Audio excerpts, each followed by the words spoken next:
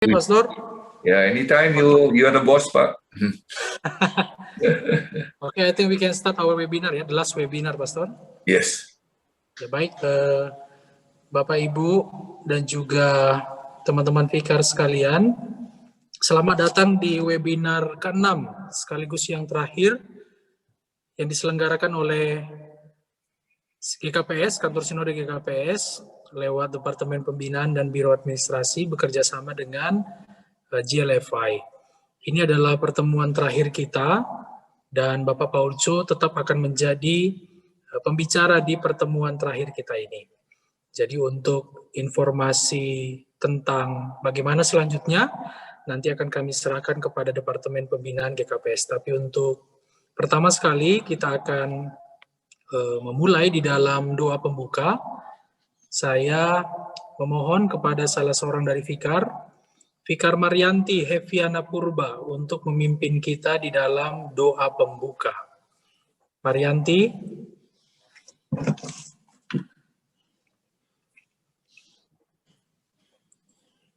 Fikar Marianti. Ya, Pak. Oke, silakan Boto pimpin kita di dalam doa pembuka. Kita bersatu di dalam doa. Bapa kami yang di sorga, kami bersyukur kepadamu Tuhan untuk setiap anugerah-Mu, berkat-Mu yang begitu luar biasa yang kami rasakan pada pagi hari ini. Bapa, kami akan kembali memulai webinar kami.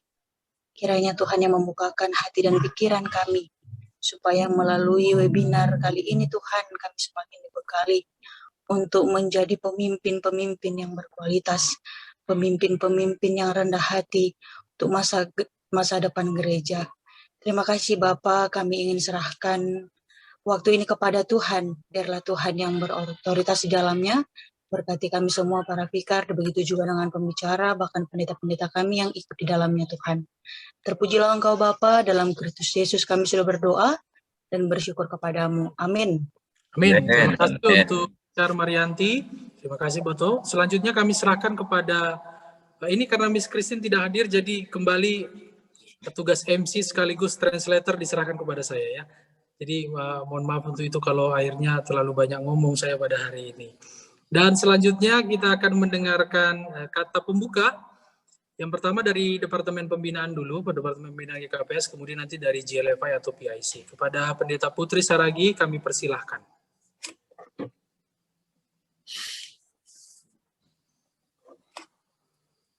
Aturang Putri kami silakan.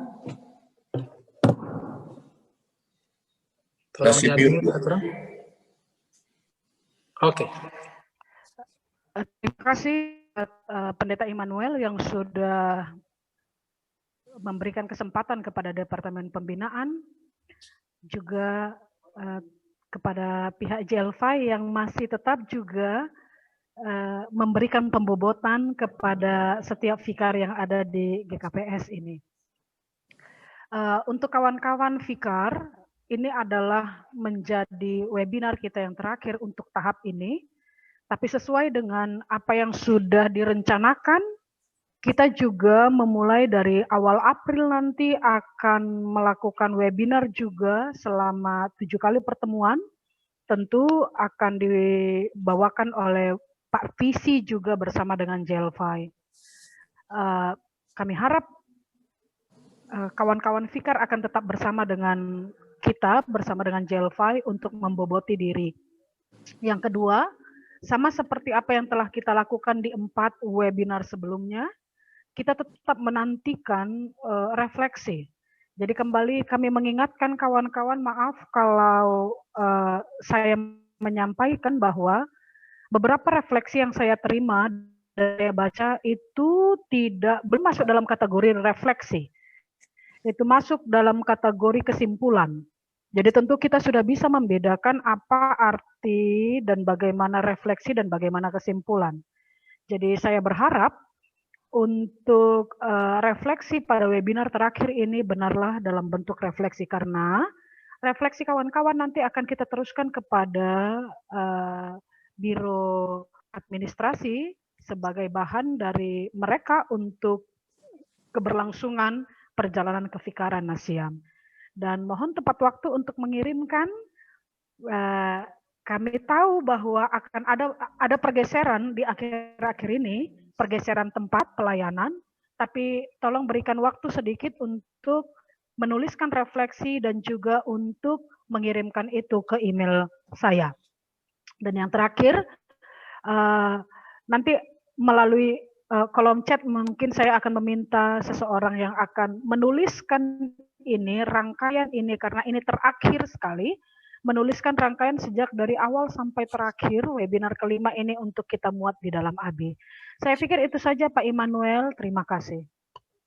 Baik, terima kasih untuk Kepala Departemen Pembinaan GKPS, Pendeta Tri Putri Saragi yang telah memberikan beberapa informasi dan juga singkat-singkat golpa-golpa kepada teman-teman Fikar sekalian. Selanjutnya, sebelum nanti kita akan mendengar ceramah dari Bapak Paulco, kami serahkan dulu kepada GLFI atau PIC. Di sini ada Ibu Irba, ada Ibu Theodora, dan ada Ibu Lovel. Silakan kalau ada yang mau disampaikan.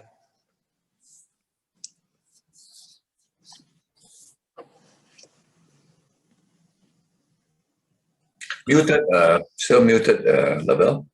Sorry. I will be speaking on behalf of Miss Christine. She cannot join us today. Welcome to our last webinar. It's been a good journey to all of you, our dear vicars, Bapak dan Ibu. And we are happy that we're able to do this with you, with the GKPS. And we share our gratitude to all of you. And we hope that what we have learned and what we have picked up from our leadership sessions with Bapak PC, you will be able to apply in your ministry now or maybe later if you'll be already a pendeta in your own churches also. So thank you everyone. God bless in your ministry, and also hopefully we will be able to see each other physically, like face to face, and no more danger of the COVID. So thank you everyone, and God bless you.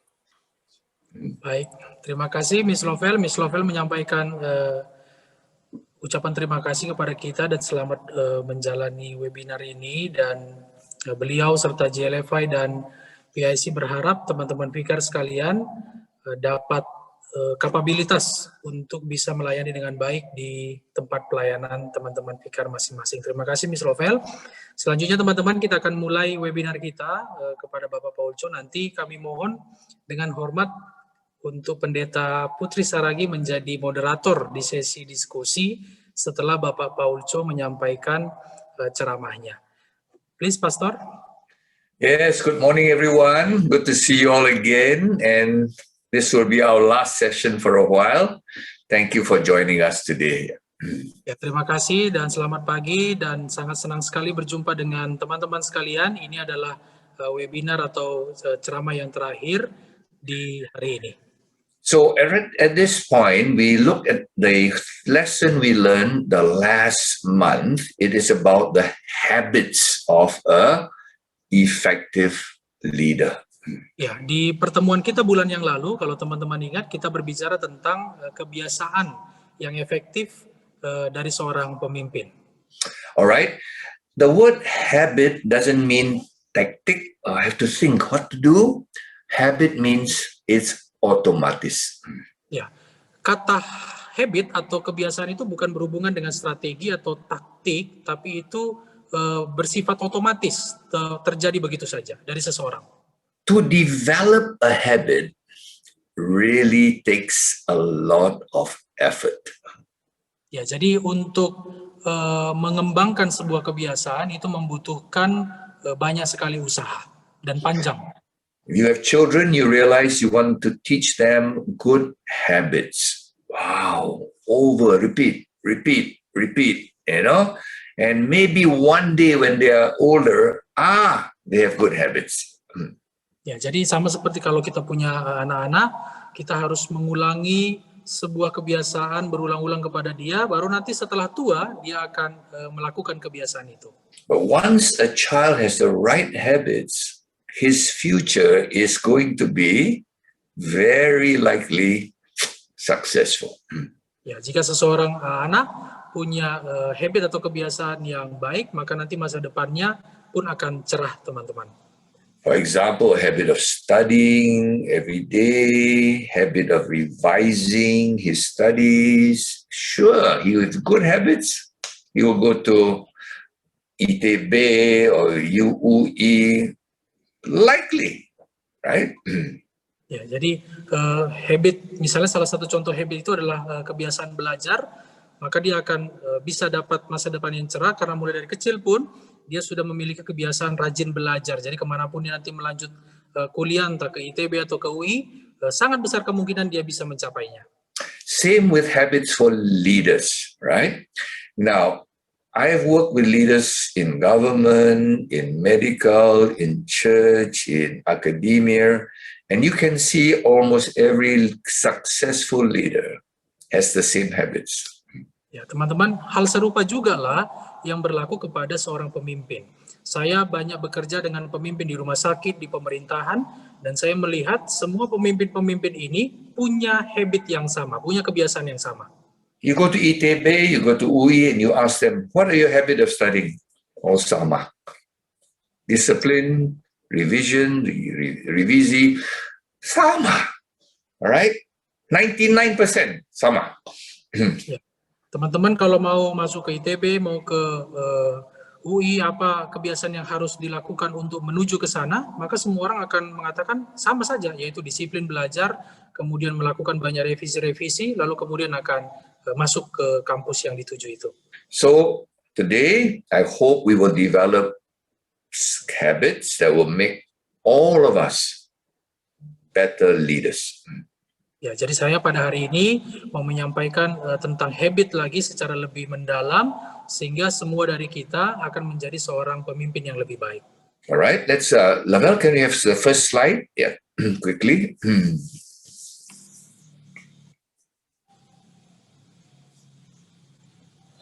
All right, these habits, we're only doing 5. It comes from the famous writer who has 7 habits of an effective person. Ya, jadi tentang habit yang kita bicarakan di webinar ini, teman-teman, kita sudah bicarakan 5, tapi ada 7 sebenarnya habit tersebut yang dituliskan oleh seorang penulis yang sangat terkenal di dalam buku yang covernya ini sedang ditampilkan. We made it singkat a bit because of time, because we don't have that much time, but the 5 habits we are going to learn will be enough to make you very effective. Right? Ya. Dari 7 habit yang dituliskan dalam buku ini, kita hanya membuat 5 saja karena kita tidak punya waktu yang cukup. Tapi teman-teman yakinlah, 5 habit ini saja itu sudah lebih dari cukup jika teman-teman bisa memiliki dan melakukannya. All right, let's look at the development of habit. Next slide, please, Lavelle. Okay, to get a habit, first you must know what is the right habit. Then you must practice it, the skill. And then you must desire to continue doing it until it's automatis. Ya, jadi ini adalah pengembangan dari habit teman-teman atau kebiasaan. Yang pertama, teman-teman harus punya knowledge atau pengetahuan, kemudian harus punya skill untuk mempraktekkan apa yang diketahui itu, kemudian harus punya hasrat untuk mengulangi kembali habit tersebut. So I hope you all have been practicing the first 3 habits that we have learned last month. Ya, saya harap teman-teman sudah mempraktekkan 3 dari 5 kebiasaan yang bulan lalu telah kita pelajari bersama-sama. Let's look at those lists, please, Lavelle. Okay, so we learn to be proactive, to have goals, and to manage our time. Ya, jadi teman-teman kita bisa lihat bulan yang lalu kita telah membicarakan 3 hal untuk mengembangkan habit kita. Yang pertama adalah proaktif, yang kedua punya tujuan yang jelas, dan yang ketiga punya manajemen waktu yang baik. You will notice the first 3 habits are what we call private habits. And the next 4 and 5 are what we call public habits. I'll explain it in a moment. Teman-teman bisa memperhatikan bahwa 3 habit yang pertama dari 5 ini adalah habit yang bersifat pribadi atau yang kita lakukan secara pribadi. Sedangkan pengembangan habit yang nomor 4 dan 5 itu sifatnya lebih kepada publik, di luar dari personal kita atau kepribadian kita. So the first 3 habits are what we do by ourselves. We are proactive, we have clear goals, we manage our time. This is what we do for ourselves, right? Tiga yang pertama ini itu kita lakukan dengan diri kita sendiri atau untuk diri kita sendiri. Jadi kita proaktif, kita punya tujuan dan kita memanajemen waktu dengan baik, itu semua untuk diri kita sendiri dan oleh diri kita sendiri. But habit 4 and 5 is when we deal with other people. That's why we call it public habits. Tapi nomor 4 dan 5 ini berhubungan dengan orang lain. Itulah kenapa kita menyebutnya kebiasaan publik atau yang bersifat publik, karena berhubungan dengan orang lain. So if you have your first 3 private habits in good condition, you're ready for 4 and 5. Nah, jika teman-teman telah berhasil melewati yang nomor 1 dan sampai nomor 3, maka teman-teman tidak akan kesulitan lagi untuk melakukan yang nomor 4 dan nomor 5. Alright, let's revise the first 3 very quickly. Okay, can I have the next slide, please, Abel? Okay, the first habit is being proactive. Ya, jadi mari kita meninjau kembali apa yang sudah kita bicarakan bulan yang lalu. Habit yang pertama adalah proaktif. So I give you an example. If the rain comes, the reactive person will complain. The proactive person will take a payung. Okay. Sebagai contoh, saya memberikan contoh misalnya datang hujan datang, orang yang reaktif itu akan komplain, mengeluh. Sedangkan orang yang proaktif, dia akan mengambil payung. But the super proactive guy will not only take 1 payung, he will take extra 3 payung so that he can lend to other people and build relationships and maybe share the gospel. Itu extra proactive. Orang yang super proaktif tidak hanya akan mengambil 1 payung saja untuk dirinya, tapi dia akan mengambil sampai 3 payung untuk meminjamkannya atau memberikannya kepada orang lain. Ini super proaktif. There's some shops in Singapore where the taukis are very smart. Every time hujan comes, they have a tong of payung. They push the tong to the front of the toko. Ya, jadi ada beberapa toko di Singapura pada saat musim hujan, mereka tidak hanya menempatkan sedikit tong di depan tokonya, tapi menempatkan beberapa tong atau guci di depan toko untuk menyimpan payung para pelanggan yang datang. And they sell the payung for $10 each. Normally only $6, right? Oh ya. Dan ternyata payung itu tong itu bukan hanya untuk menyimpan payung, tapi berisi payung-payung yang dijual. Dan itu dihargai $10, yang biasanya kalau tidak seperti itu, keadaan seperti itu, harganya cuma $6. These are super proactive people. They're happy when hujan comes. They find opportunities, all right? Toko yang seperti ini adalah toko yang super proaktif juga. Jadi mereka melihat kesempatan menjual payung dengan harga yang lebih mahal karena memang orang butuh payung banyak pada saat itu. But other business people will, hujan again, instead of thinking how to take an opportunity, they complain.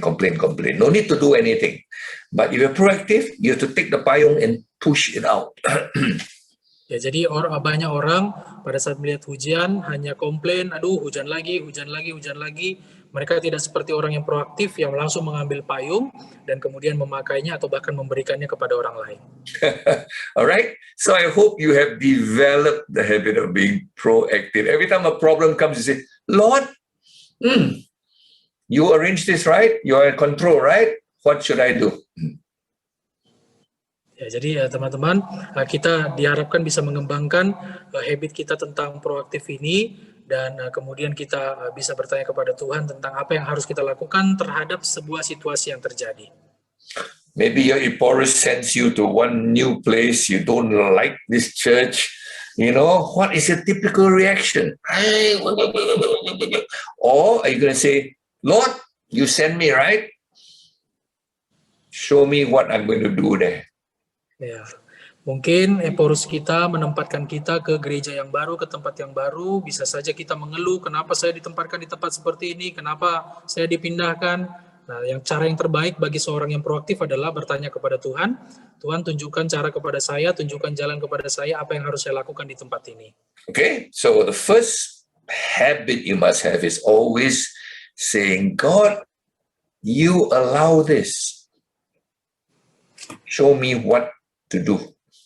Ya, jadi sebaiknya perkataan kita atau respons kita adalah berkata kepada Tuhan, Tuhan, Engkau mengizinkan ini semua, tunjukkan kepada saya apa yang harus saya lakukan.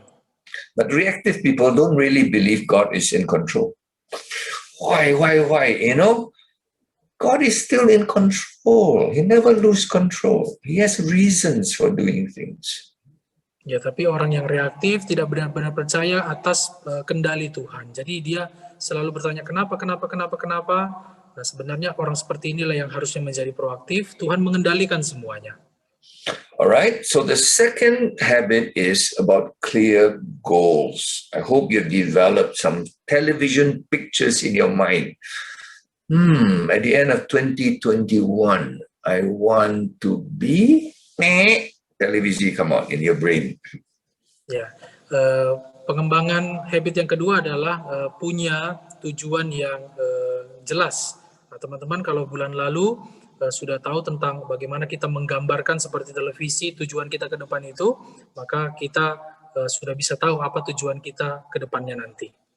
Maybe your television screen says, I want to be more proactive. I'm the payung man. Hey, you see yourself carrying a payung, smiling, happy in the rain. Ya, jadi bisa saja televisi yang menggambarkan tujuan kita ke depan itu memberitahukan kepada kita, nanti saya akan menjadi orang yang proaktif, atau saya akan menjadi orang yang bertugas membawa payung, atau saya akan menjadi orang yang lebih baik lagi. Itu tujuan yang jelas yang ditampilkan oleh televisi itu kepada kita. Or maybe you say, at the end of this year, I want to be level 2, level 3, relationships. I will be very good at dealing with Sintua, with the wanita in the church, with the people in the church.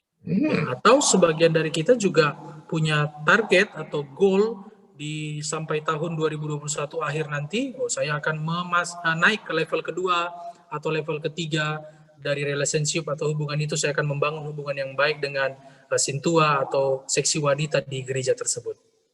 Right? So you see yourself no more the lonely vicar, nobody talk to, but wow, in the new church, I will be so much friends. I can influence so many people. I'll be a happy vicar, happy pendeta. I see my picture there. Ya, jadi televisi tersebut membantu kita untuk memberikan semangat kepada kita bahwa kita tidak lagi beranggapan tidak ada orang yang menjadi teman kita di gereja tersebut, tapi kita justru beranggapan akan ada banyak teman kita di situ, kita akan berbahagia, kita akan bisa memberi pengaruh kepada warga jemaat di situ. So I hope you have this little pictures in your brain now. Wow, that's me smiling. There's so many friends in the church. Sintuas are all cooperating. Whoa, very different from now. Jadi teman-teman, saya harap teman-teman sudah punya gambaran ini di dalam otak kita, sehingga kita nanti sudah bisa melihat betapa bahagianya kita di masa yang akan datang kalau kita betul-betul punya tujuan yang jelas. Okay, so habit number 3, can we have the slide please, Lavelle? Habit 3 is time management, all right? So next habit slide, yang ketiga adalah mengatur atau memanage waktu. All right. Lavelle, next slide, please.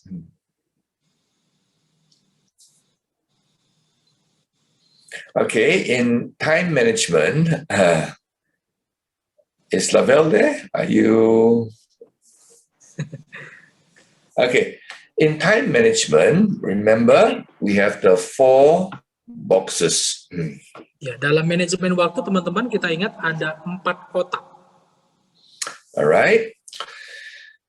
You will look at the first one, quadrant 1. That one, I don't need to teach you. You are automatic, right? Ya, jadi teman-teman bisa melihat di kuadran pertama atau seperempat bagian pertama ini, teman-teman sudah tahu apa yang dimaksud di sini. In that one is, for example, the boss call you. Boss says, come now. Oh, itu no need to think lah, pergilah. Iporo says, come to Sianta tomorrow. Yes, sir. Teman-teman bisa lihat contohnya misalnya adalah kalau atasan kita, bos kita, pengurus kita memberitakan kepada kita untuk datang sekarang. Maka pada saat itu teman-teman tidak usah berpikir lagi, itu hal yang penting, teman-teman langsung melakukannya. So no need to talk about box 1. Ya, jadi kita tidak perlu berbicara tentang kotak kuadran pertama. Quad 3 is very common to waste our time away. Ya, kotak atau kuadran ketiga itu lebih banyak menghabiskan waktu kita sebenarnya teman-teman. That's where our phone goes, see, ping, ping, all right? All the time, for many of us, we cannot focus, we cannot think, even when we're talking to the porous, our phone is ping, ping, ping in your eye. All right? Okay. Nah, jadi di kuadran ketiga ini kenapa kita banyak menghabiskan waktu di sini? Karena kalau teman-teman ingat bulan lalu tentang ting-ting yang berdering, handphone yang berdering yang membuat perhatian kita berpindah ke situ. Sehingga pada saat kita berbicara dengan orang lain pun di hadapan kita tidak akan fokus kepada dia berbicara karena gangguan-gangguan ting-ting-ting ini. Imagine you're trying to build relationships with a Sintoa, and he's already not very nice to you. And then while he's talking to you, you are ping, ping, you know, my goodness, you've wasted an opportunity. Wasted time. Nah, jadi teman-teman, jika kita berhadapan dengan Sintua yang sebenarnya tidak terlalu baik kepada kita, ditambah lagi pada saat kita berkomunikasi dengan dia, kita tidak fokus gara-gara sibuk membalas SMS atau email atau WA yang masuk, maka kita akan menghilangkan atau membuang-buang kesempatan untuk bisa membangun hubungan yang baik dengan dia. So be careful of quadrant number 3. Many people are stuck in it, addicted like narcoba to the ting ting ting.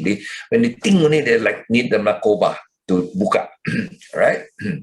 Jadi teman-teman berhati-hatilah dengan kuadran nomor 3 ini karena ini bersifat seperti candu bagi kita yang membuat kita kecanduan sehingga susah untuk meninggalkan atau menghilangkannya. Most of us will never take narcoba or become mabuk, orang mabuk. Most of us. But all of us, 90% of young people are addicted to this. Ya, banyak dari kita tidak pernah mengkonsumsi narkoba atau minum-minuman keras yang membuat kita mabuk, tidak pernah. Tapi 90% dari anak-anak muda itu mengalami kecanduan yang seperti ini. And then quadrant 4 is a time waster, when we waste a lot of time. Okay. Ya, jadi kuadran nomor 4 yang berwarna abu-abu ini adalah kelompok waktu yang memang kita banyak menghabiskannya di situ.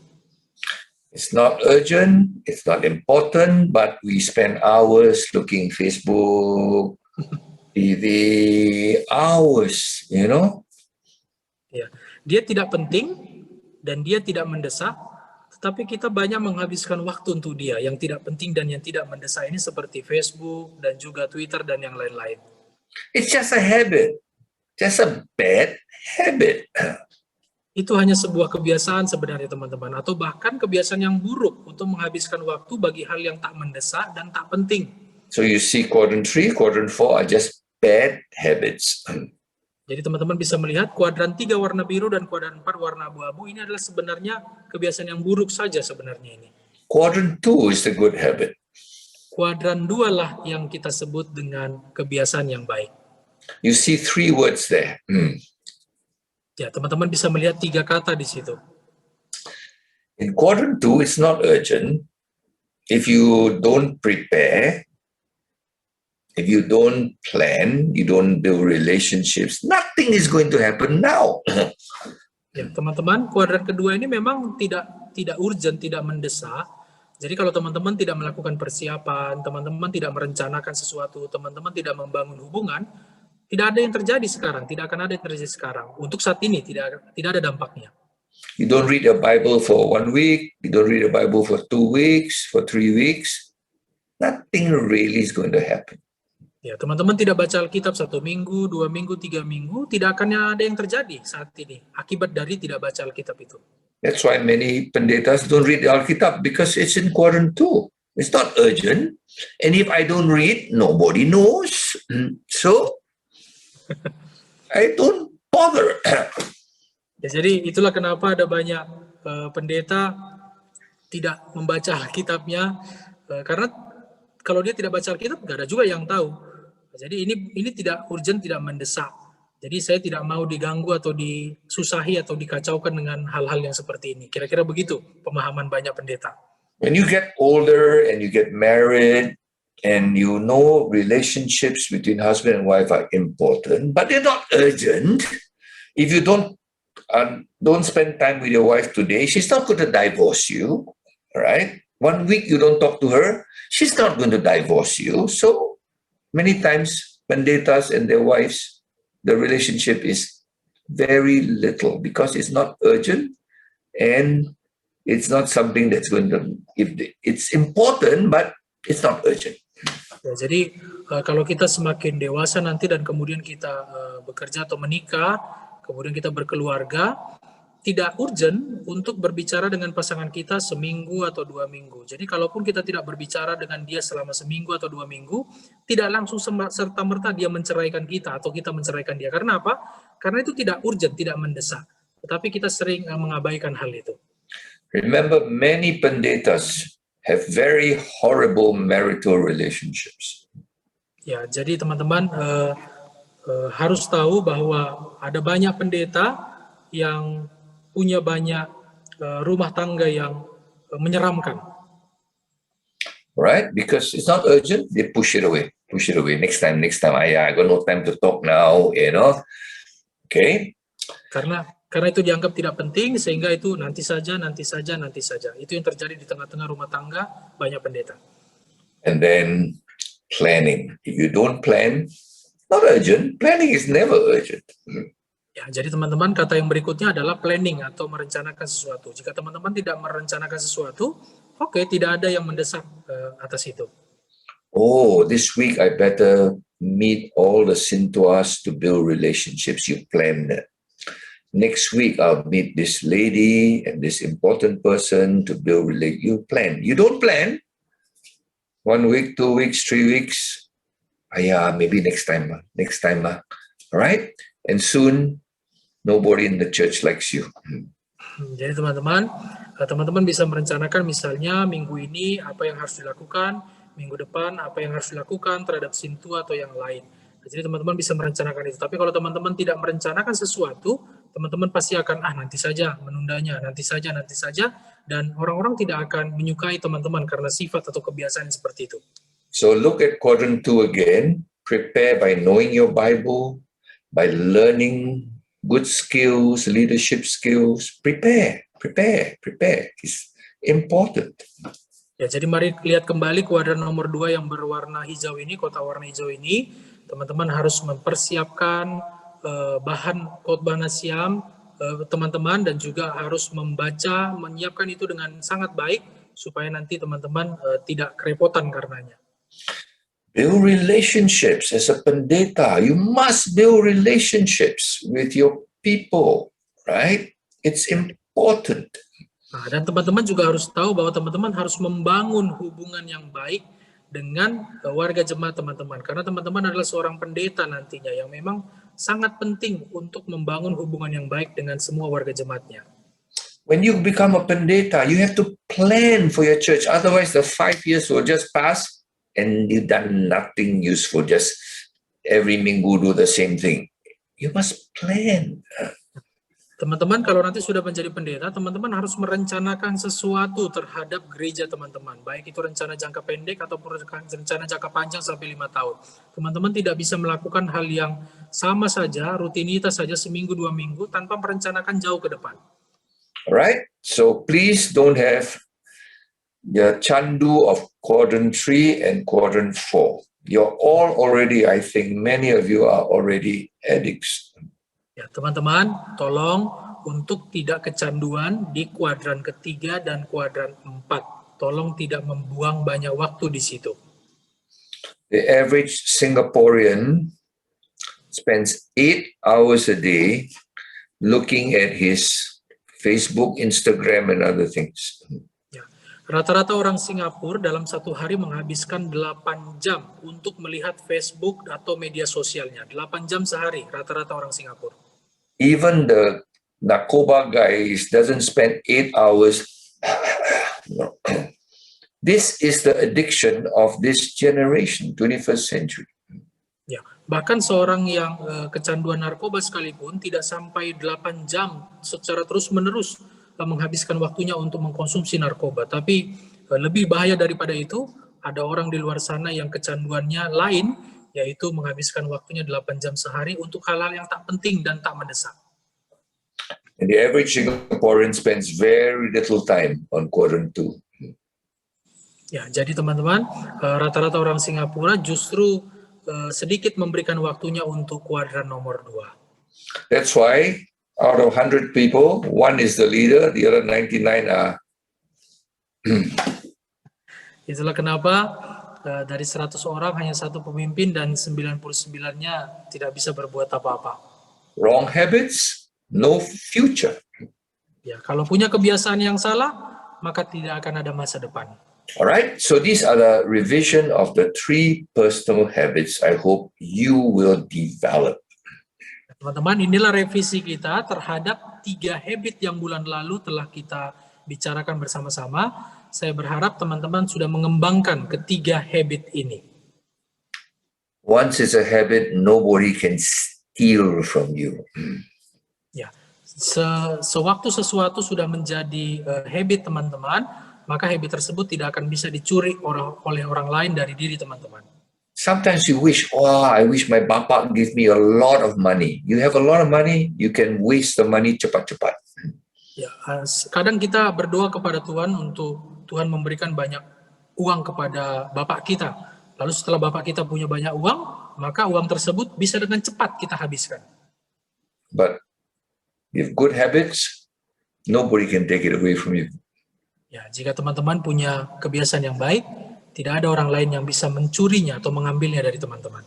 Real wealth is not what you give somebody. Real wealth is giving him the right habits to produce more and more wealth, influence, success. Ya, kesejahteraan yang sesungguhnya, harta yang sesungguhnya itu adalah bukan apa yang kita berikan kepada seseorang, tapi kesejahteraan atau harta yang sesungguhnya itu adalah apa yang kita tanamkan atau didikkan kepada orang tersebut. Alright, so today we come to those are the 3 personal. Let's look at the public habits. Ya, kemudian kita masuk sekarang kepada bagian yang berikutnya, yaitu public habit, teman-teman. Alright, Lavelle, we don't need the slides. The first public habit you must have is what we call win-win. Public habit yang pertama yang teman-teman harus tahu, itu kita sebut sebagai win-win, atau apa ini dalam bahasa Indonesianya? Menang-menang. Menang-menang. Okay, win-win means when you see someone, you don't see him as a competitor to hantam, but as a possible ally to cooperate with. Ya, win-win itu maksudnya adalah teman-teman, jika teman-teman melihat seseorang, maka orang tersebut tidak teman-teman anggap sebagai saingan teman-teman yang harus teman-teman hantam, jauhkan, atau kalahkan. Tapi teman-teman membuat dia sebisa mungkin untuk membantu teman-teman mencapai tujuan tadi. Alright, so typically when we were young, we always learn the win-lose relationship. Ya, secara tipikal, waktu kita masih muda, kita sering sekali memakai metode menang kalah di dalam sebuah pertandingan atau kegiatan begitu. Satu menang, satu harus kalah. You play sports, right? One will win, one will lose. That's life. Teman-teman bermain atau melakukan olahraga, maka di dalam olahraga pun juga seperti itu. Satu menang, satu akan kalah.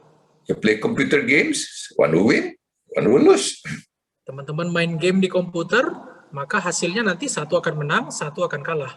Go to school, one will be the top boy, and only one can be top, the rest. Ya, teman-teman bisa ke sekolah misalnya, hanya satu orang nanti yang akan menjadi peringkat tertinggi. Kemudian yang lain-lainnya, yang sisanya itu ya tidak akan mencapai peringkat tertinggi tersebut. But in life, it's never win-lose. The people who know how to do win-win relationships will have plenty of kawan, plenty of cooperation to succeed. Ya, jadi teman-teman, di dalam kehidupan kita tidak bisa melakukan metode seperti itu, win-lose, satu menang satu kalah, tetapi justru kita mengupayakan supaya semuanya bisa menang, semuanya kita ajak sebagai kawan untuk bisa bersama-sama menang. So when you look at someone with the right habit, you don't see a competitor too, all right? Or someone who will hit you, but you see, potential ally to make us together more successful. Jadi teman-teman, kalau melihat seseorang yang kalau teman-teman punya kebiasaan yang baik, teman-teman pada saat melihat orang lain itu tidak sebagai saingan ya, tapi teman-teman justru membuat dia sebagai kawan atau rekan teman-teman yang bisa mencapai tujuan teman-teman. It's not natural. You go into a new church, you say, this Sintua, I think I'll find a way how to, or he will me, all right? Nah, jadi itu alami ya teman-teman, kalau kita pergi ke gereja, kita melihat seorang sintua yang bisa saja kita tidak sukai, maka dalam pikiran kita, aku harus menghantam dia, atau dia nanti akan menghantam saya, begitu kira-kira. Or even look at Epaphras and say, he's always giving me problems. You don't look at him as maybe one day he'll be my ally. Ya. Sama seperti dengan Epaphras juga teman-teman, kita bisa saja menganggap Epaphras ini selalu membuat kita kesusahan atau selalu membuat kita kepayahan. Nah, jadi jangan berpikir seperti itu, teman-teman harus membuat orang tersebut sebagai rekan teman-teman. Right? So it's just a habit. When you see someone, how do you picture that person? Ya, jadi teman-teman berbicara tentang habit, jika teman-teman melihat seseorang, bagaimana teman-teman menggambarkan dia? What are you thinking? How to win? Or how to say, let's win together? Ya. Jadi teman-teman, jika teman-teman berhadapan dengan seseorang, apa yang teman-teman pikirkan? Apakah teman-teman memikirkan bagaimana saya akan menang dari dia? Atau teman-teman memikirkan bagaimana kita bisa menang bersama-sama? Not easy to develop this win-win relationship, way of relationship, until you develop three thinking habits. Jadi teman-teman tidak mudah untuk mengembangkan habit yang nomor 4 ini.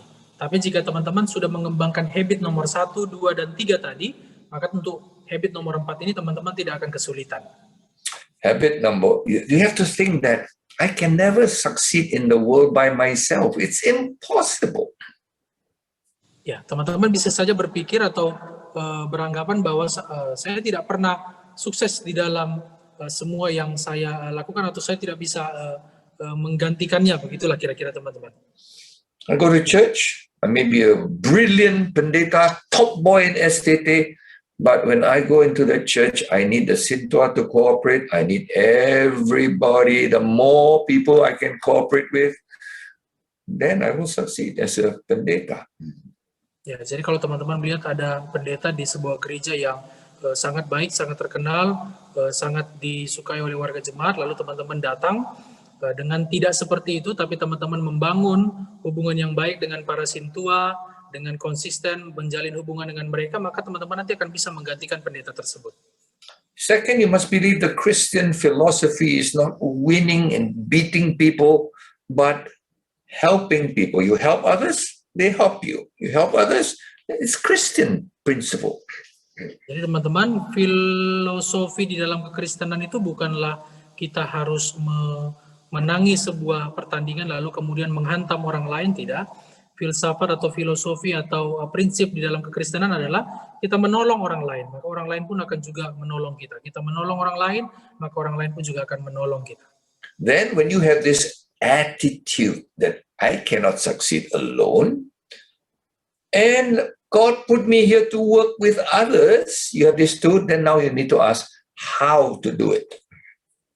Ya, jadi teman-teman tahu, memahami bahwa kita tidak bisa melakukan ini seorang diri saja, tapi yang bisa kita lakukan adalah berdoa atau memohon kepada Tuhan untuk membimbing kita bagaimana kita bisa baik melakukannya. Right? And then you learn to discuss things in a win-win way. Discussion. Ya, jadi kemudian teman-teman membutuhkan untuk mendiskusikan atau membicarakan bagaimana supaya bisa kedua-duanya menang. You go in, you talk to the Sintua, not like, I'm the new pendeta, I'm going to tell you to do this, do this. No. I'm going to discuss with you. Jadi jangan kalau teman-teman datang sebagai seorang pendeta, lalu teman-teman menjumpai Sintua dan memerintah dia, mengatur-ngatur dia, tidak. Tapi teman-teman justru mengajak dia untuk berdiskusi tentang pelayanan di situ. I'm going to spend time finding a win for the Sintua and a win for me. All right?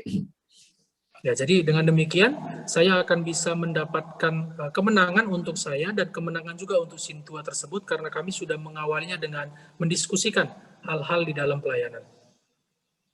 I need the friendship of the Sintua, right? So that's what I'm going to give him, my friendship. And he's going to give me his cooperation. In the end, both of us are happier.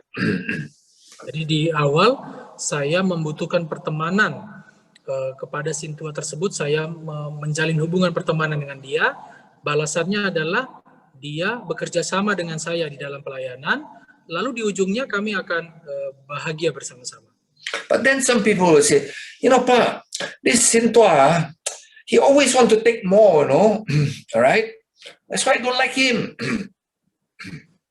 Jadi kita bisa saja berkata kepada orang lain atau kepada rekan sepelayanan tentang Sintua yang tidak kita sukai karena kita menganggap dia terlalu banyak mengambil alih atau mengambil yang tidak bagiannya. Itu kenapa saya tidak suka kepada dia.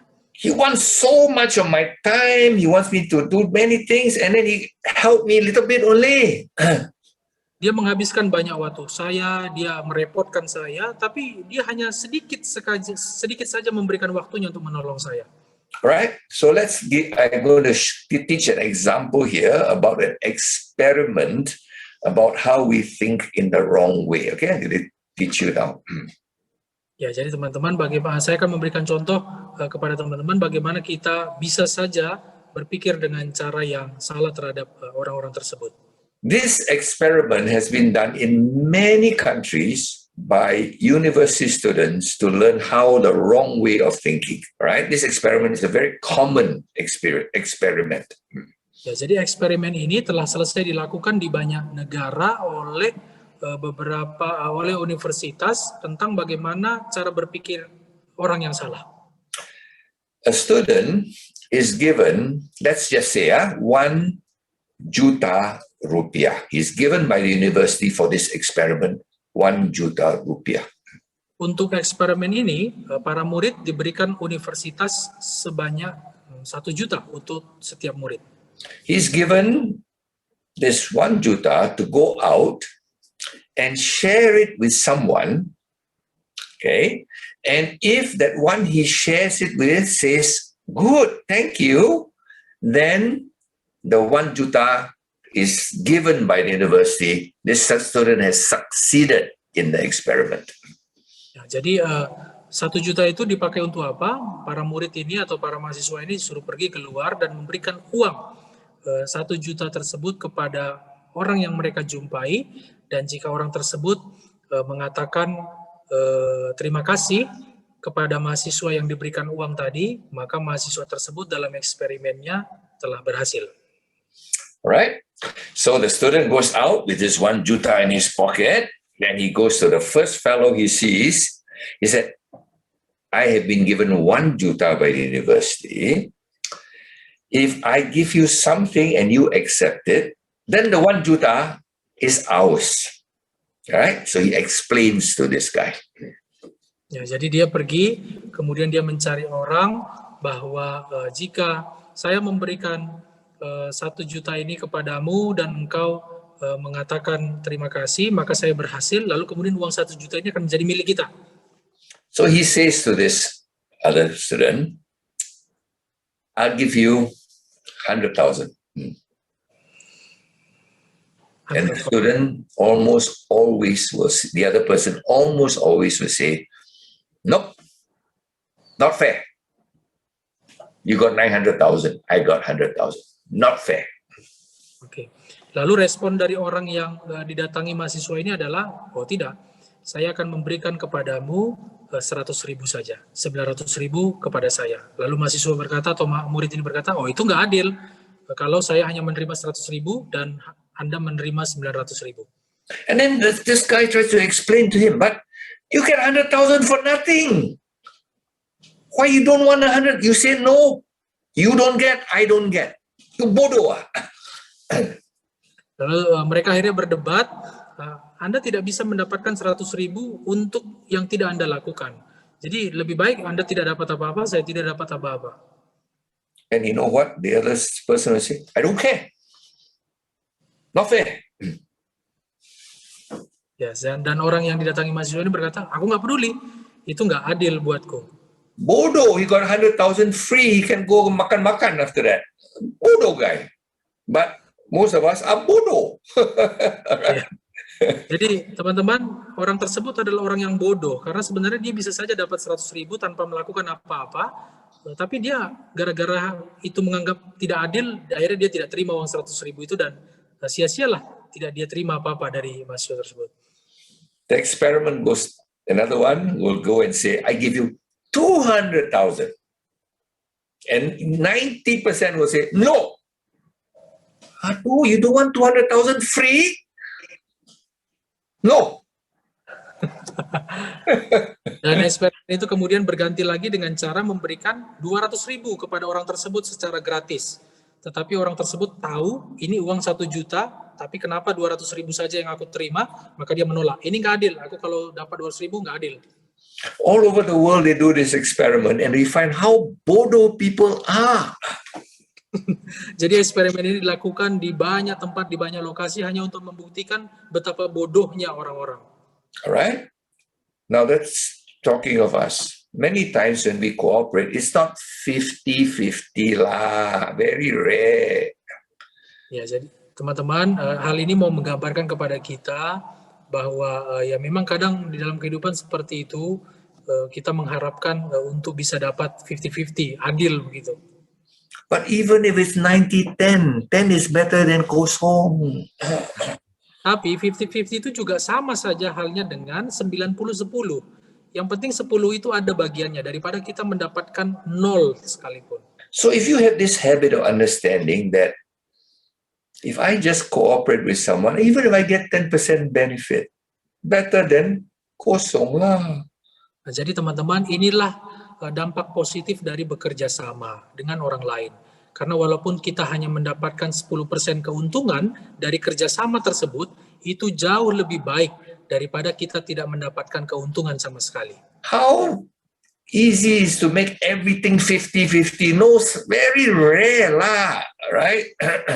Jadi bagaimana untuk bisa mengupayakan supaya segala sesuatu itu dibagi 50-50? Itu sangat jarang terjadi dan itu sangat susah The untuk world is dilakukan. not perfect. Karena dunia kita ini tidak sempurna, teman-teman. You win some, I win some. The bad boy who got 100,000, happy, he going to makan. The guy got 100,000, also happy, all right? But no. Ya, The jadi one will teman-teman, say no, so dua, not happy. Oh, bodoh. Right?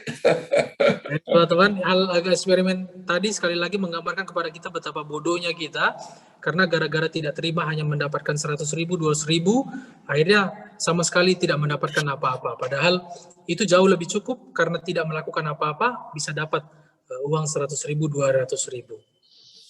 So you start learning how to get something and give something. Hopefully, as you get more skill, it's not 10-90, sometimes 20-80, and slowly you learn the skill of working with people. Ya, jadi teman-teman harus mulai belajar bagaimana teman-teman untuk memberikan sesuatu dan mendapatkan sesuatu. Jadi teman-teman bisa belajar bagaimana bisa berbagi 90-10, kemudian nanti berikutnya 20-80, dan kemudian teman-teman bisa berhasil melakukan habit nomor 4 ini, win-win tadi. Imagine the guy who was offered 100,000 said, 200 lah. Then we have a deal, right? You 80, 800, I 200. You happy also, right? Okay? Imagine if rather than say, no way, not fair. Right? Imagine if he's pintar. Ya, jadi bayangkanlah laki-laki yang tadi yang ditawarin uang 100.000, dia juga bisa menawar, janganlah 100.000, 200.000 lah aku dapat, kau kan masih dapat 800.000. Jadi bayangkanlah hal seperti itu, teman-teman. And if he's wise, he said, 300 bisa lah. Okay? You see, it's a matter of understanding that you may not get all you want, but both are happy. Ya, jadi teman-teman bayangkan juga, atau kalau dia bijak, dia bisa menawar sampai 300.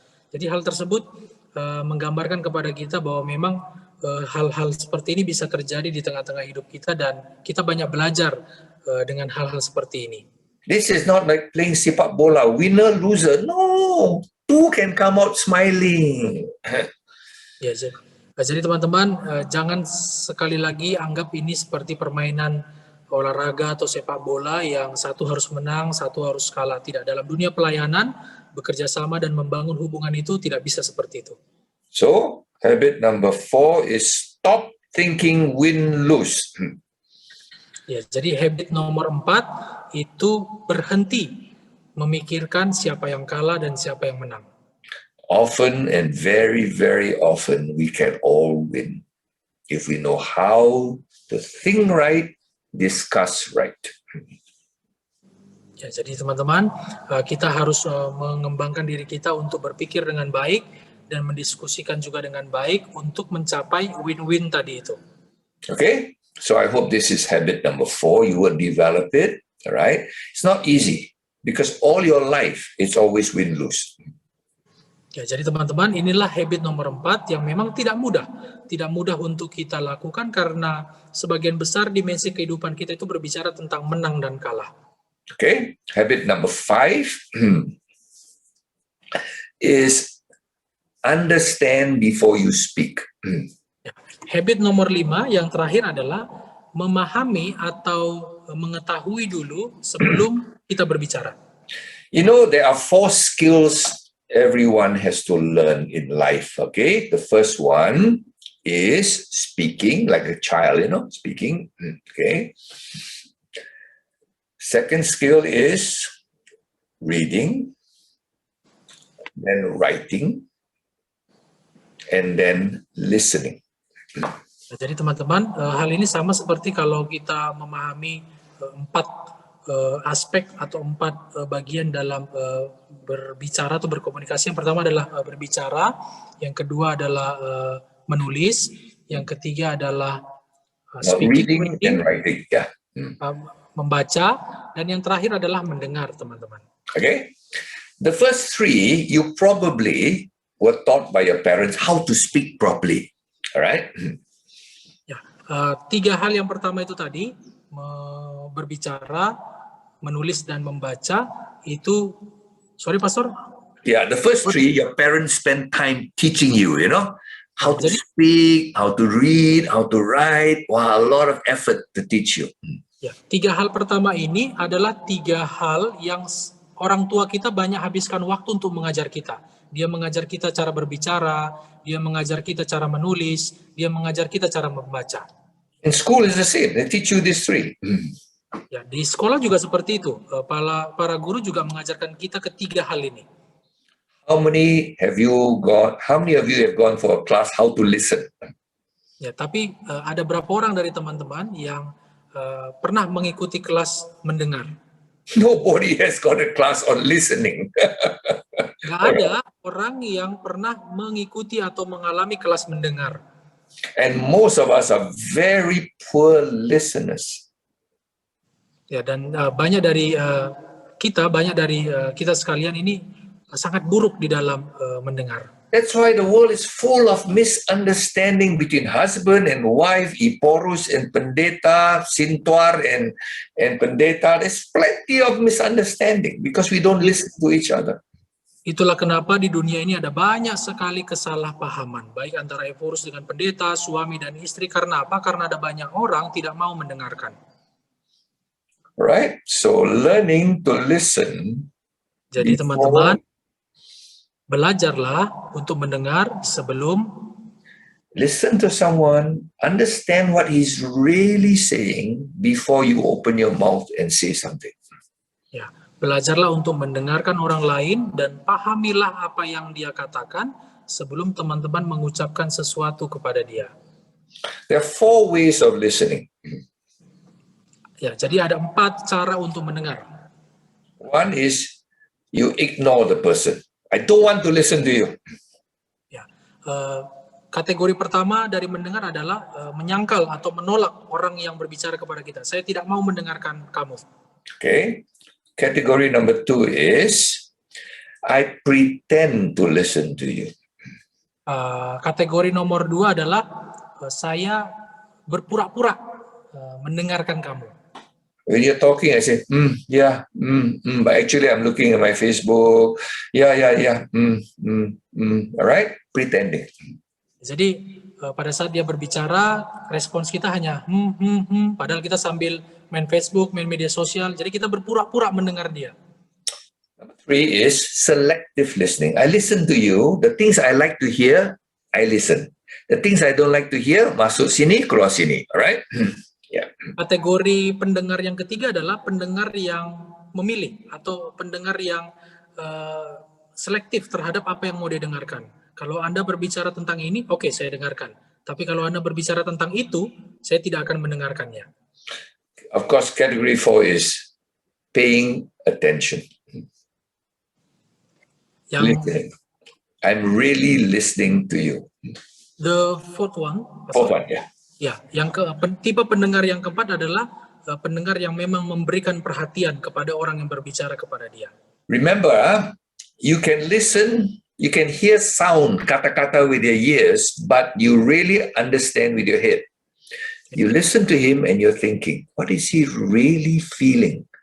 Why is he saying this? Right? So real listening includes your otak, not just your telinga, right? Jadi teman-teman, mendengarkan dengan baik itu tidak hanya menggunakan telinga saja, karena memang telinga hanya berfungsi untuk mendengar, tetapi otak akan berfungsi untuk memikirkan apa yang kita dengar. Jadi kita sebagai pendengar yang baik harus memanfaatkan otak kita untuk memikirkan kenapa dia mengatakan ini, kenapa dia mengatakan itu. The danger is our otak is not thinking how to understand him. Our otak is thinking how to reply him cepat-cepat.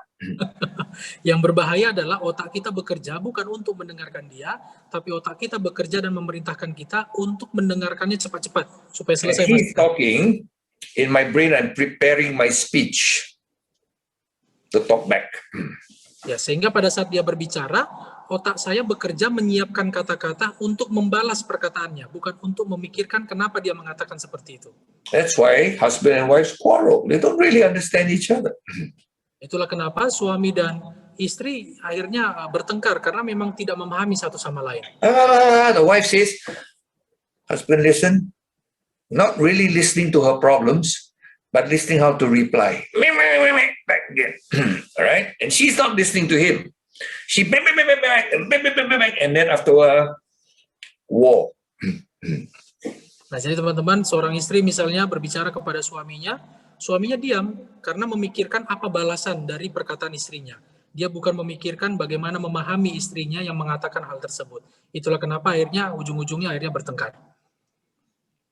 Very few people know how to listen without thinking how to reply. Understand first. Don't even think of your reply. Right? Ya, teman-teman, ada sedikit orang yang tahu bagaimana untuk mendengarkan dengan baik. Karena ada sedikit orang yang memahami dulu sebelum dia berbicara, membalas perkataan orang lain kepada dia. The wife is, you sit down and say, okay, honey, I realize you're very emotional today. Is there some reason? Okay.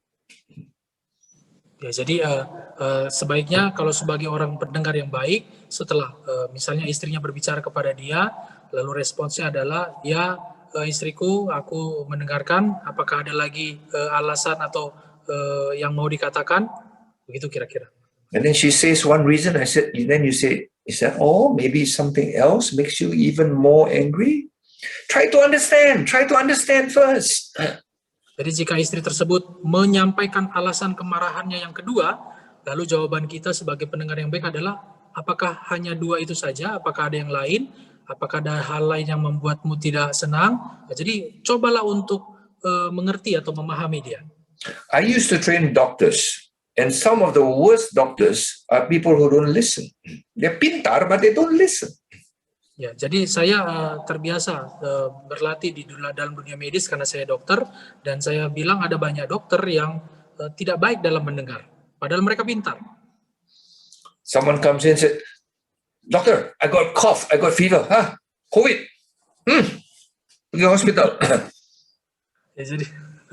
Jadi kalau ada orang yang datang kepada dokter tersebut, "Dokter, aku batuk, aku demam." Dokter tersebut langsung bilang, "Wah, itu COVID, udah pergi ke rumah sakit." And then the guy said, no, I don't have. Listen to me. I'm a doctor. There's plenty of COVID now. Go. Ya, jadi orang tersebut tidak terima, itu tidak seperti itu dokter. Lalu dokter ini mengatakan, enggak, dengarkan aku ini dokter. Segera pergi ke rumah sakit, itu COVID.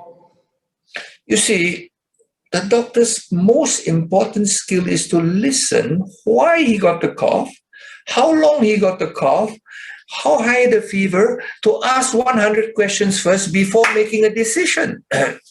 Teman-teman, sebagai seorang dokter harusnya dia cari tahu dulu kenapa pasien ini batuk dan bagaimana caranya dia bisa terinfeksi atau kena batuk itu, demamnya berapa suhunya. Nah, jadi ini yang perlu dia lakukan, memahami dulu sebelum berbicara.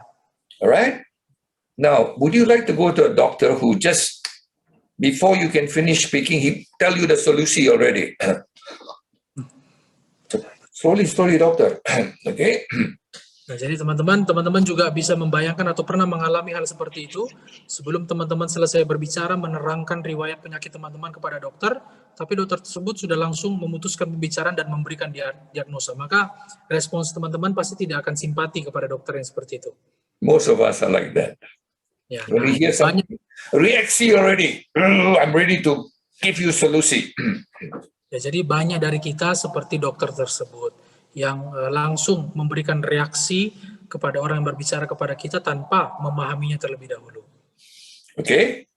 So listen, ask questions, get the real problem, then give your solution.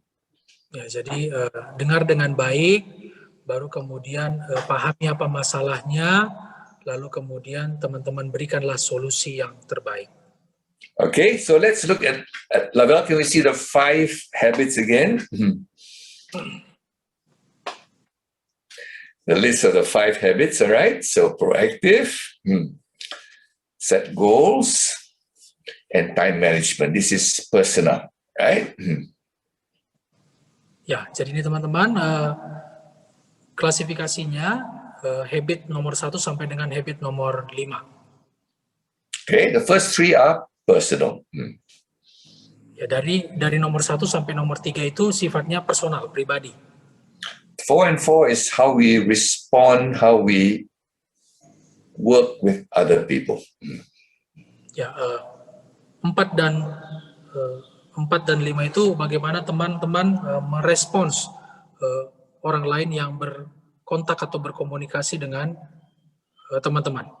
Okay, so with other people, don't see everyone as a competitor, but a potential. Ya, jadi dengan orang lain teman-teman, jangan anggap dia sebagai saingan teman-teman, tapi jadikan dia sebagai potensi untuk bekerja sama dengan teman-teman. 5, you want to be able to partner anyone, you must learn to understand people. Ya, untuk nomor 5, jika teman-teman mau lebih baik atau lebih bisa lagi bekerja sama dengan orang lain, maka teman-teman harus memahami dia. All right, so I'm going to stop at this point because we don't have a lot of time. Please ask questions after this. I'm going to leave for 2 minutes and come back, but get ready with your questions. We have about 15 more minutes for question time. Oke, jadi teman-teman, saya akan istirahat dulu. Teman-teman bisa mempersiapkan pertanyaan untuk kita berdiskusi. Saya akan kembali lagi sekitar 2 menit. Selanjutnya kami serahkan kepada Pendeta Putri untuk memoderasi webinar kita ini sebagai moderator. Silakan, Pak. Ya. Terima kasih Bang Noel yang sudah menjadi penerjemah yang baik buat kami-kami. Kawan-kawan, sekarang kita masuk ke dalam sesi diskusi. Saya mencoba untuk melihat di kolom chat, belum ada oret-oretan dari teman-teman. Tapi mungkin oret-oretan itu akan dinyatakan secara langsung melalui lisan di dalam sesi diskusi kita ini. Ada beberapa poin tadi yang saya garis bawahi. Jadi saat ini kan kawan-kawan baru saja beberapa atau seluruhnya saya kurang tahu juga, beberapa yang baru menerima SK penempatan atau mutasi yang baru. Saya tadi tertarik dengan apa yang dikatakan oleh Pak Pisi ketika menerima penempatan yang baru. Apa reaksi yang pertama? Apakah kita reaktif atau proaktif? Nah, mungkin ini menjadi satu refleksi buat teman-teman ya, dikaitkan dengan topik kita saat ini. Kemudian ternyata memang sekarang zamannya ketika kita menjadi seorang pelayan, saya pikir yang keempat itu sangat kontekstual ya, bahwa memandang seseorang siapapun itu tidak untuk dipandang sebagai musuh. Jadi kehidupan ini bukan hanya sekedar kalah menang, tetapi mungkin dikaitkan dengan aturan kita saat ini, bahwa siapapun itu dia akan menjadi mitra bagi setiap orang. Kemudian yang ketiga, catatan saya menarik, bagaimana cara mendengar. Ada beberapa tadi yang telah disampaikan oleh Pak Pisi. Sebetulnya kita diharapkan listening ya, bukan hear. Saya tadi coba cari-cari Bang Noel apa bedanya listen dengan hear. Ternyata kita harus mencapai kepada tahap listen, bukan tahap hear gitu. Karena kalau listen itu melibatkan hati, perhatian gitu. Nah, jangan-jangan kita selama ini kepada jemaat juga hanya sekedar hear gitu. Sehingga akhirnya ada yang pretending, ada yang pura-pura dengar gitu.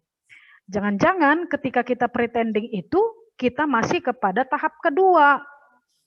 Masih tahap ke hear, bukan tahap ke listen. Seperti itu. Mungkin dari beberapa poin yang sudah disampaikan oleh Pak Pisi dan yang menjadi catatan bagi saya, mungkin ini saatnya kita untuk melihat ke diri kita ya, kita di mana dan apa yang sudah kita lakukan berhubungan dengan kita seorang pelayan di tengah gerejanya. Saya hanya membuka seperti itu saja Pak Noel, karena saya belum juga melihat ada di kolom chat pertanyaan, mungkin kita bisa serahkan kepada kawan-kawan melalui sesi diskusi ini. Terima kasih. Right. Any questions?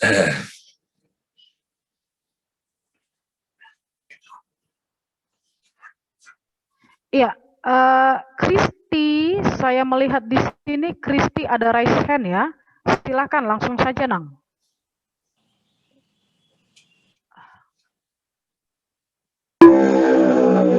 Ya. Ya, silakan Kristi. Setelah Kristi, Marianti Heviana Purba. Ada 2. Silakan. Thank you for Bapak PC. You have explained us about our topic webinar today. Jadi saya mau bertanya Bu tentang yang tadi di kuadran 3 ya. Kuadran 3 yaitu about ponsels. yang ada di dalam kolom not important and urgent. Ya. Jadi saya melihat di dalam kuadran ketiga dikatakan di situ bahwa ponsel itu adalah sebagai hal yang tidak penting dalam istilahnya ya, not important. Tapi maybe I think ponsel adalah hal yang penting di dalam pelayanan kita. Karena gak usah munafik, bahwasanya memang sebagai pelayan Tuhan, sometimes we need ponsels to search the method to our ministry, maybe to sekolah minggu, Sunday school. Kita melalui Google kita tahu bagaimana itu media yang cocok ataupun metode yang cocok untuk melayani anak-anak sekolah minggu. Atau mungkin kita tahu terinspirasi dari Google ataupun dari YouTube yang ada di dalam ponsel tadi, bagaimana kita bisa melayani dengan baik, ya mungkin dengan cara bukan hanya monoton ya, bukan hanya about talk and talk, but we have to have a method ataupun media untuk melakukan pelayanan kita seperti itu. Especially in quadrant 2, namely about preparation. Dengan menggunakan handphone kita juga bisa preparation ya, prepare our sermon to preach the word of God. Maybe on YouTube kita bisa terinspirasi, ada ilustrasi mungkin yang pernah disampaikan oleh para pengkhotbah yang mungkin hal itu yang bisa menjadi bahan buat kita untuk menyampaikan khotbah kita kepada the congregation of God gitu. Jadi maybe mungkin saya kurang paham tadi tentang penjelasan Bapak PC about urgent, namely not important ponsel study. Jadi to Bapak PC, please explain about it because I cannot understand yet about it. Thank you very much, Ibu. Yeah, it's very clear. All right, Pak Iman can translate for me. Ibu Christy is correct. All right, this is very important. All right, in fact, this is my office. Okay, I get information, I learn everything from here. All right, Pak Iman. Ya, jadi teman-teman, apa yang ditanyakan oleh Christy itu adalah hal yang benar dan penting, karena saya sendiri pun juga menggunakan gadget saya untuk bekerja. But quadrant 3 is not about ponsel. Quadrant 3 is about ponsel kacauing us when we are doing other things. Ya, all right? Tapi Ping. When I'm talking to Eporus, ping. Oh, it's not the ponsel is wrong. It disturbs me. It's not my servant, but my master. Ya, jadi teman-teman, kuadran 3 itu bukan berbicara tentang ponsel, tapi kuadran 3 itu berbicara tentang dampak ponsel yang bisa mengacaukan kegiatan dan juga pelayanan saya. Karena sedikit-sedikit dia berbicara atau berdering, maka fokus saya akan beralih kepadanya dan itu betul-betul menghabiskan waktu saya. Example, okay? This is the best servant we can have because it serves us. YouTube, we learn about Sunday school, many things. But this is a terrible master. Ya, jadi teman-teman, saya kasih contoh kepada teman-teman, handphone atau ponsel ini bisa menjadi hamba yang sangat baik bagi kita. Tapi jika kita salah menggunakannya, dia justru bisa menjadi tuan yang kejam terhadap diri kita. You see, there are many people, in fact, the majority of people, younger people, they cannot live without this on all the time. Okay. Ya, jadi teman-teman bisa lihat, bisa perhatikan secara mayoritas ada banyak orang yang tidak bisa hidup tanpa ponsel ini. Sehingga dia menggunakan ponsel itu dengan sangat sering dan sangat tergantung kepada ponsel tersebut. Alright, so like Ibu Chakri says, is correct. When we need to do some work, we call our servant. Come here, I need you for YouTube. Right? I'm the boss. When I want you, you come. Right? But you are not my boss to tell me when I stop talking to Eporus and listen to you. Alright? It's quadrant 3. Yeah. Jadi kuadran 3 itu buat Vikar Christy dan teman-teman yang lain, dia bisa kita gunakan pada saat kita mau mempersiapkan atau merencanakan sesuatu. Jadi kalau kita butuh YouTube, baru kita pegang dia. Kalau kita butuh lihat media sosial atau butuh mempersiapkan khotbah dari Google, baru kita pegang dia. Dengan begitulah dia menjadi hamba kita, bukan menjadi Tuhan kita yang bisa mengganggu kita pada saat berbicara dengan Ephorus. Gara-gara dia berdering, maka kita akan melihat dan memperhatikan dia. Kalau sudah seperti itu, handphone tersebut akan menjadi Tuhan kita. I don't blame Chakri for being confused because I wasn't clear. You know, that quadrant, it says phone, email, and all that. Yeah, it wasn't clear. So Ibu Chakri is correct. She's confused because I wasn't clear. What I meant is that all those things, when they become urgent rather than our servant, that's what I meant. Yeah. So you're correct, Ibu Chakri. Yeah. Ya, jadi Ibu Kristi benar. Kenapa dia bingung dengan pembagian tersebut? Karena memang saya sudah Pak Paul itu sudah selesai dengan hal seperti itu, sehingga dia bisa membuat hal diagram atau pengelompokan seperti itu. Jadi kalau Ibu Kristi bingung melihat perbedaan antara kuadran-kuadran tadi, itu wajar saja. Tapi saya tidak bingung dengan kuadran itu karena saya sudah selesai terlebih dahulu membahas dan memikirkan. Thank you for bringing it up because I'm sure others also are a little bit confused by this. Why? What's wrong with this? All right. So thank you, Ibu Kristi, for bringing it up. Yeah. Terima kasih buat Pikar Kristi atas pertanyaannya dan juga masukan. Alright, next one. Yeah. Ya, kemudian kami berikan kesempatan kepada Fikar Marianti untuk memberikan pertanyaan. Silahkan. Ya, terima kasih untuk kesempatan yang diberikan kepada saya. Saya tertarik dengan apa yang dikatakan oleh Bapak Pauco. Yang pertama memang tadi tentang kuadran 3 dan 4. Jadi memang serasa tertampar mungkin karena memang kuadran 3 dan 4 ini sering sekali dilakukan dan sering sekali menjadi kebiasaan bagi para kami fikar yang masih muda-muda ini. Artinya memang banyak sekali waktu yang terbuang ketika hanya fokus membuka-buka hal yang tidak penting, yang tidak begitu mendesak. Namun saya juga sangat setuju, mungkin saya tidak bertanya, tapi saya sedikit memberikan apa yang saya tangkap mulai dari tadi kita melakukan webinar. Yang kuadran 2, saya sangat berterima kasih kepada Bapak Pendeta Pauco karena memang melalui kuadran yang kedua ini ternyata memang kita kembali bercermin. Saya sekarang sudah di posisi yang bagaimana. Terkadang di dalam mendengar, ini adalah pekerjaan yang sangat sulit. Kenapa? Karena seperti di kalangan kami adalah fikar yang usianya masih 25 tahun ke bawah, 27 tahun ke bawah.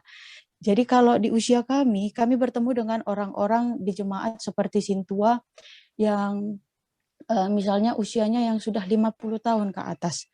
Banyak orang-orang, banyak Sintua atau Syamas yang suka sekali bercerita tentang masa lampau mungkin ya, pada zaman dahulu kala mungkin.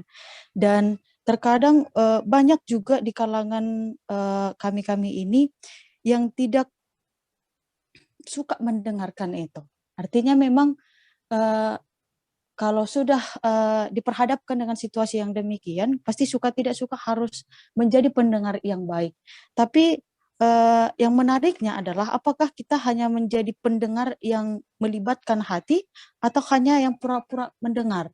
Ini yang menjadi permasalahan. Sering sekali seperti apa tadi yang dikatakan oleh Bapak Pendeta Pauco, bahwa sering sekali kita hanya sekedar pura-pura mendengar.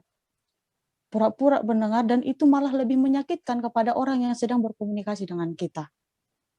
Artinya memang melalui kuadran yang kedua ini, ya bagaimana kita dituntut untuk bisa menjadi pendengar yang melibatkan hati. Artinya memang mungkin melalui pendengar yang melibatkan hati ini kita bisa ditempa untuk semakin mengenali siapa Sintua atau Syamas kita atau jemaat kita. Jadi memang selain menjadi pelayan, selain melayani, kita juga dituntut untuk menjadi sahabat ataupun teman bertukar pikiran untuk para sintua dan syamasi kita. Dan ini menjadi tantangan bagi kami selaku Vikar Pendeta di GKPS, karena memang di usia ataupun di zaman kami sekarang ini tidak begitu suka mendengar. Namun ini menjadi sebuah masalah yang sangat fatal mungkin ya. Tapi yang mungkin yang bisa saya tanyakan, bagaimana sebenarnya Pak supaya kita itu benar-benar bisa menjadi seorang pendengar yang melibatkan hati dan tidak hanya sebagai seorang pendengar yang pura-pura mendengar dengan melakukan aktivitas-aktivitas lain. Itu yang pertama. Terus yang kedua, saya juga setuju dengan apa yang dikatakan oleh Inang Pendeta Putri tadi tentang refleksi yang Ibu dapat tadi. Ketika kita melihat orang lain, bagaimana kita melihat itu bukan menjadi seorang saingan atau lawan, tapi kita lihat dia sebagai seorang mitra. Nah, ini sering sekali menjadi masalah di tengah-tengah para pelayan. Artinya bagaimana kita melihat orang lain itu dari sisi positif. Banyak sekali orang yang ketika melihat sosok seseorang itu langsung menjudge dia tanpa kenal dia dulu. Artinya dia langsung dicap menjadi dari dia langsung diambil dari sisi negatif. Tetapi dari webinar hari ini kita diingatkan untuk berpikir positif, memikirkan sesuatu yang baik tentang seseorang, dan itu mungkin bisa memacu kita untuk menjadikan dia menjadi seorang mitra atau partner kerja kita, daripada kita harus memandang dia menjadi seorang saingan atau lawan. Jadi ini mungkin menjadi sebuah tantangan juga bagi kami semua untuk menjadi seorang pemimpin terlebih di GKPS untuk masa depan GKPS. Dan itulah mungkin hal yang paling penting yang ingin saya minta dari Bapak Pendeta Pauco untuk semakin menjelaskan lagi bahwa kuadran 3 dan kuadran 4 tadi memang harus digunakan seperlunya tanpa harus menyita waktu untuk mengorbankan waktu yang lain. Dan kuadran 2 saya sangat setuju sekali. Dan bagaimana sebenarnya kita supaya bisa menjadi seorang pendengar yang melibatkan hati ketika kita sedang berkomunikasi dengan seseorang. Terima kasih. Terima kasih, Bu. Emmanuel, can you just summarize it? It's no need to tell the whole speech, just a summary of the questions. Yeah.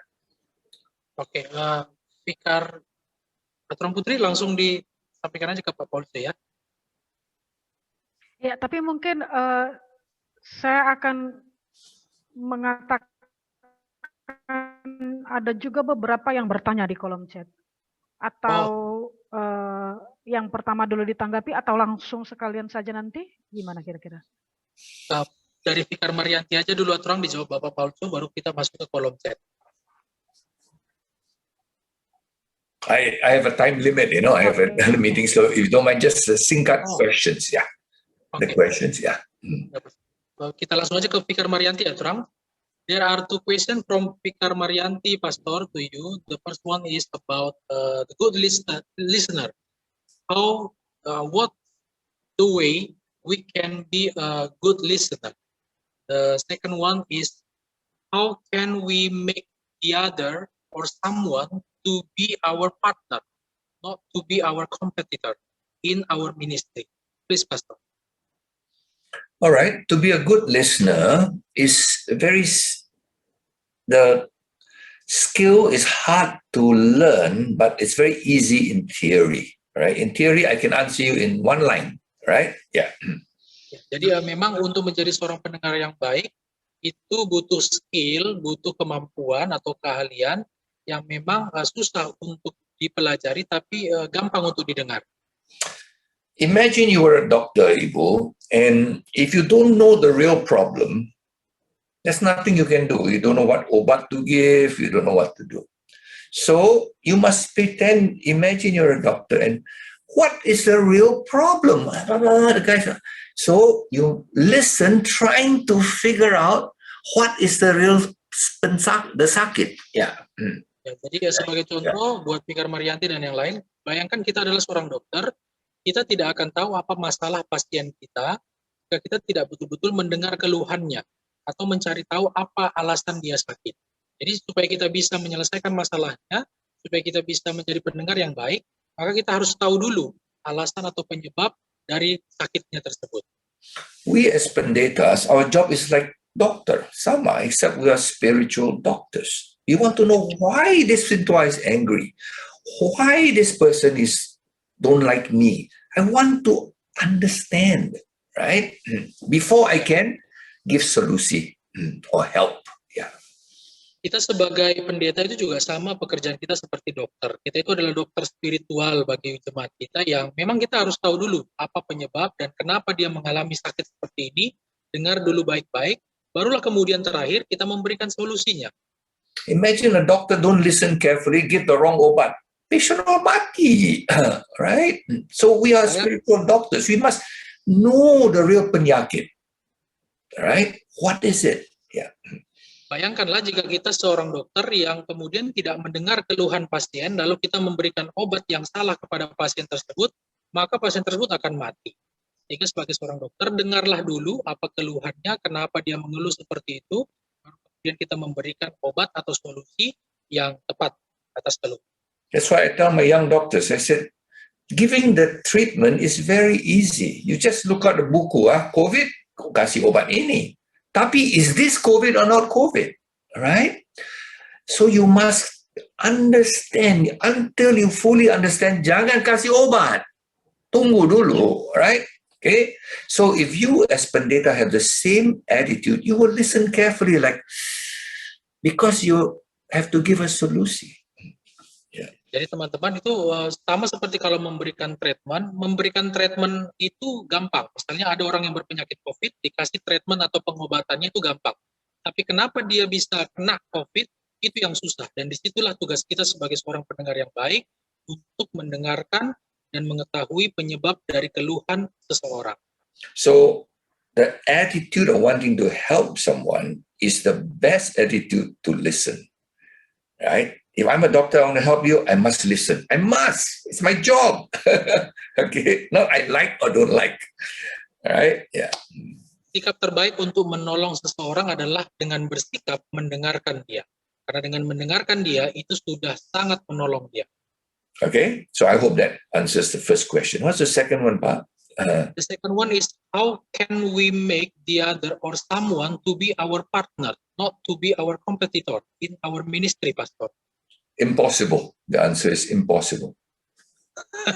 Jawabannya tidak mungkin untuk membuat seseorang itu sebagai partner kita kepada Fikar Marianti. We cannot change people. We can only change ourselves. Ya, jadi teman-teman, kenapa impossible? Kenapa tidak mungkin? Karena kita tidak bisa mengubah orang lain, tapi kita juga tidak mau mengubah diri kita. Only God can change other people.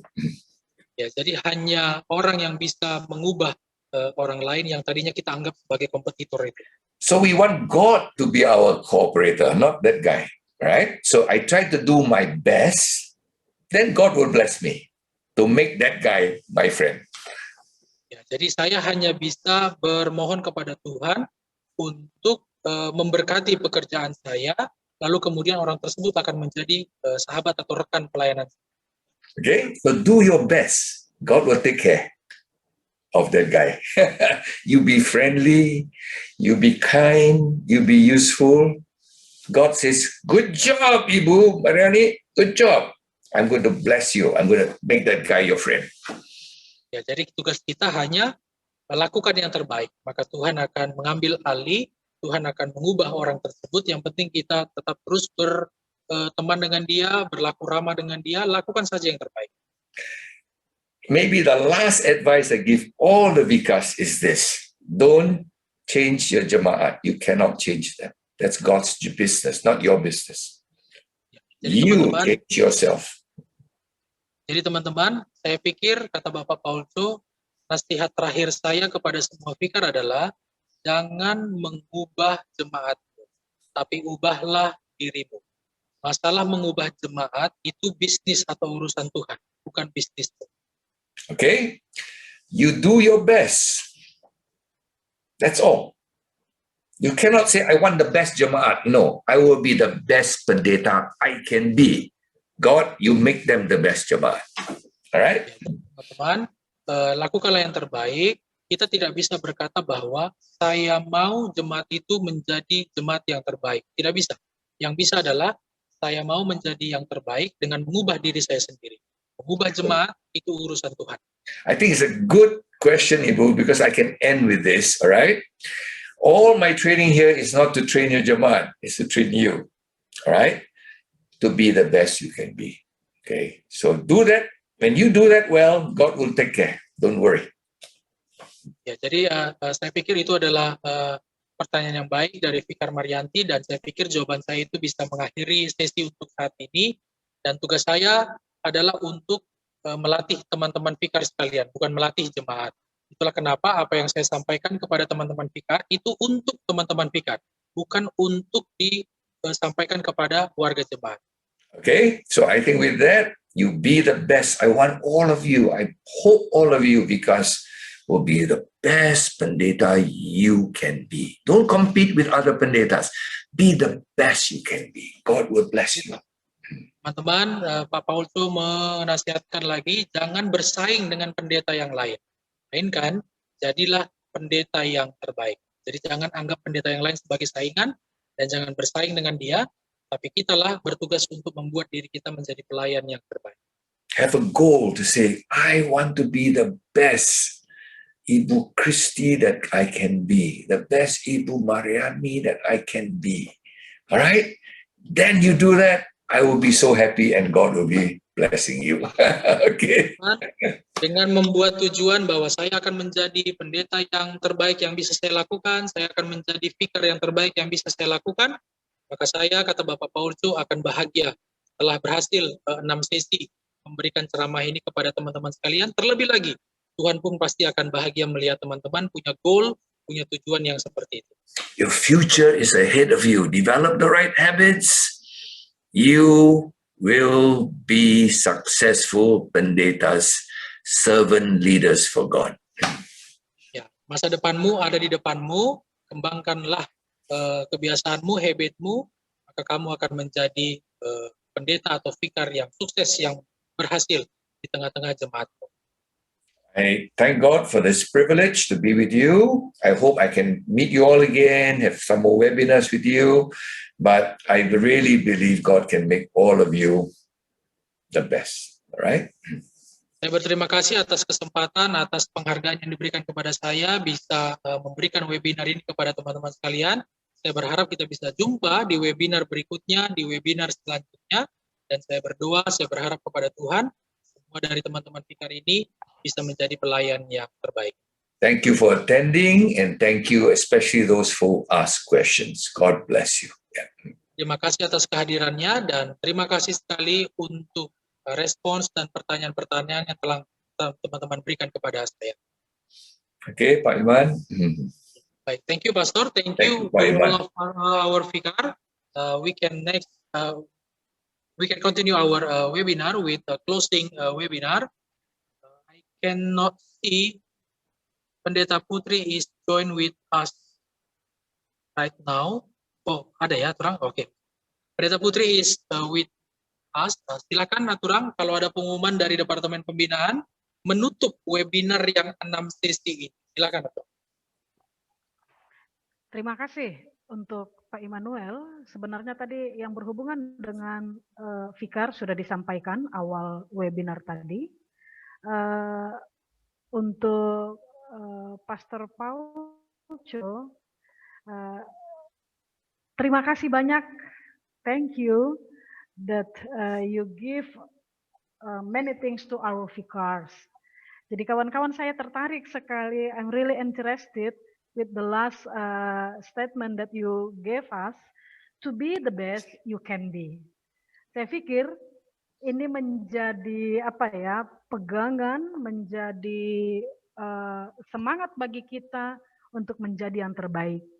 Jangan berharap untuk orang lain melakukan yang terbaik kepada kita, tapi berupayalah memberikan yang terbaik kepada orang lain. Ya, Amen. to be the best all you can be. Terima kasih untuk Pak Pisi, untuk JLFI. Tentu program ini juga akan berlanjut seperti apa yang telah dicakapkan sebelumnya. Doa kami kita sehat-sehat selalu. Pak Pisi juga tetap semangat dalam memberitakan firman dimanapun berada dan tetap memberikan ilmu dan wawasan kepada pelayan-pelayan di GKPS. Terima kasih untuk kita semua. Kembali kepada Bang Immanuel. Thank you untuk Ibu Putri, Miss Novel. There is some announcement. Is there an announcement from GLFI or not, Miss Novel? For PIC, none. We just want to thank you for faithfully attending our webinar. But can we take a photo, Bapak? Yeah, of course, Miss. Go ahead. Yeah, so may I ask everyone to open their video if you have a good connection? Ya teman-teman, karena ini webinar terakhir, Miss Lovell mau mengabadikan momen kita terakhir webinar ini dengan cara tolong diaktifkan videonya supaya bisa difoto oleh Miss Lovell. Yeah. Okay.